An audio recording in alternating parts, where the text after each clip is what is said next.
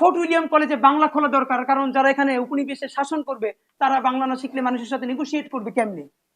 দেখেন আমাদের আফসোস, আমি খুব দায়িত্ব নিয়ে বলি, আপনার সাথে আপনাদের তর্ক বিতর্ক হবে, এটাই আমি চাই। শত বছর, 500, 700, 800 বছরের স্পন্টেনিয়াস যে বাংলা ভাষা, আপনারা যদি এটা নিশ্চয়ই মেনেই থাকেন যে সুলতানি আমলে বাংলা ভাষার একটা বিরাট গ্লোরি তৈরি হলো, এর মানে সুলতানি আমল থেকেই তো বাংলা ভাষা রাজকীয় ভাষা হয়ে উঠলো। কে বলতে পারবে চর্যাপদের আমলে বাংলা ভাষা রাজকীয় ভাষা ছিল? এটা তো গরিবের ভাষা। সে চর্যাপদে বলছে যে হাড়িতে ভাত নাই, প্রেমিকেরা এসে ভিড় জমায়। চর্যাপদ তো তখন রাজকীয় ভাষা হয়ে ওঠে নাই। বাংলাকে প্রথম রাজদরবারে নিয়ে গেছে সুলতানি আমল। সুলতানি আমলে প্রথম যদি সেটা রাজকীয় ভাষা হয়ে ওঠে, তাহলে সেই বাংলার তো গ্লোরি তৈরি হলো সুলতানি আমলে।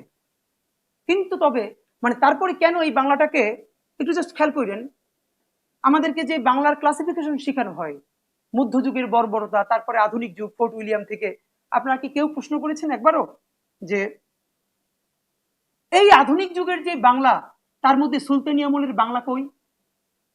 এর মানে কি সুলতানি আমলে মানুষ বাংলা বলে নাই?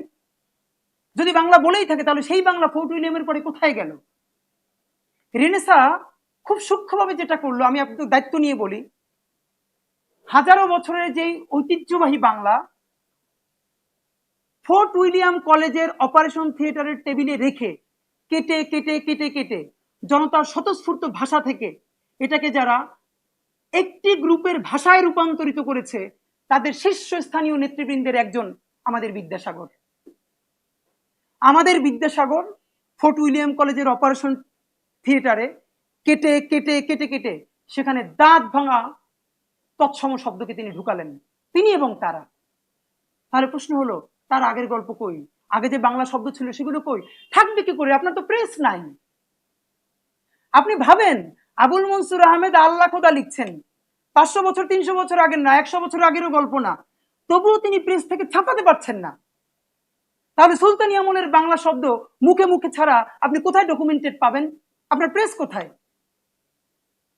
যে রাজনৈতিক আলাপটা কেউ তুলে না, যে রেনেসা পুরো ইউরোপের পলিটিক্যাল মুভমেন্টকে বদলাই দিল, চেহারা বদলাই দিল, সেই রেনেসা কি করে বাংলায় এসে, বেঙ্গলে এসে একটা প্রচন্ড দাস জাতি তৈরিতে হেল্প করলো? যেই রেনেসার কথা হওয়া ছিল উপনিবেশনের বিপক্ষে, এখানে যারা কলোনি সেটেল করলো ব্রিটিশরা, সেই ব্রিটিশরা এখানে রেনেসা আনলো, বললো মধুর মধুর কথা যে না তোমাদের এখানে ভালো গল্প হবে, তোমাদের নতুন কিছু দরকার, ইংলিশ লিটারেচার থেকে অনুপ্রাণিত হয়ে, এটা ভেরি গুড।